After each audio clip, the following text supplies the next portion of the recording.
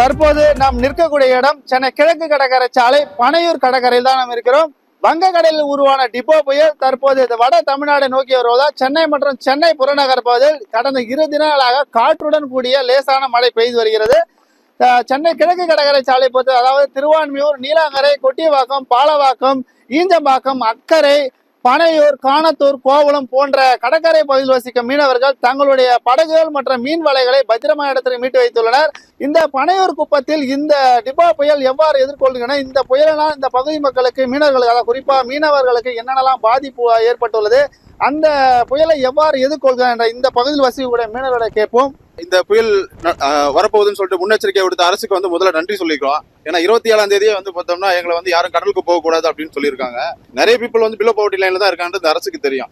அப்படி அந்த அரசுக்கு தெரியும் போது அந்த 27ஆம் தேதியில இருந்து இன்னும் கரையை கடந்த பிறகு இன்னும் ஒரு 3-4 நாட்களுக்கு பார்த்தோன்னா நம்மளை கடலுக்கு போறதுக்கு அனுமதிக்க மாட்டாங்க. அப்போ அவங்க மக்களுக்கு அவங்களுடைய வாழ்வாதாரத்தை பாதுகாக்கிறதுக்கு இந்த அரசு என்ன விதமான முன்னெச்சரிக்கைகளையும் என்ன விதமான பாதுகாப்பு நடவடிக்கைகளும் ஏற்கப்படுவது என்றது எங்களுக்கு உண்மையிலே ரொம்ப ஐயமா இருக்கு.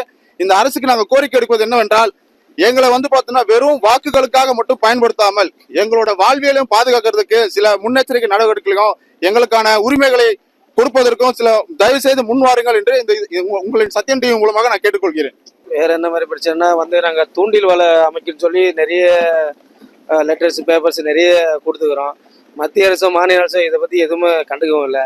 எங்கள் ஊருக்கு எங்கள் கிராமத்துக்கு மட்டும் இல்லை, எல்லா கிராமத்துக்கும் தூண்டில் வலை அமைச்சாதான் எங்களுக்கு ஒரு வாழ்வாதாரம் இருக்கும். நாங்கள் கடலுக்கு போகும்போது மினிமம் 5 நிமிஷம் ஓடி தான் போட்டியே பிடிப்போம். இப்போ ஒரு செகண்டுக்குள்ளே போட்டு பிடி அவ்வளோ தூரம் தண்ணி வந்துடுச்சு. எங்களுக்கு தூண்டி வலை மிகவும் முக்கியமான ஒரு விஷயம். இது மத்திய அரசு, மாநில அரசு சேர்ந்து இதை சரி பண்ணி கொடுக்கணும். அதேமாரி புயல் காரணமாக இந்த வலைங்கள்லாம் எங்களால் பாதுகாப்பாக ஒரு கூடாரம் அமைச்சு தர வேண்டும். அது முக்கியமாக வேண்டும். இந்த புயலால் பாதிக்கப்பட்ட மீனவர் மக்கள் அரசுக்கு பல கோரிக்கைகள் வைத்துள்ளார்கள். கண்டிப்பாக அரசு இந்த கோரிக்கையை ஏற்றும் என்று நம்புகிறார்கள்.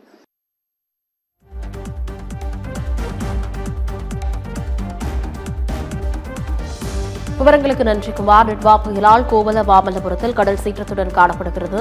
இதனால் அப்பகுதி மக்கள் மிகுந்த சிரமமடைந்திருக்கிறார்கள். தொடர்பாக மக்கள் அளித்த பேட்டியையும் பார்த்தும் விவரங்களை செய்தியாளர் குமார் வழங்கியதை கேட்டோம்.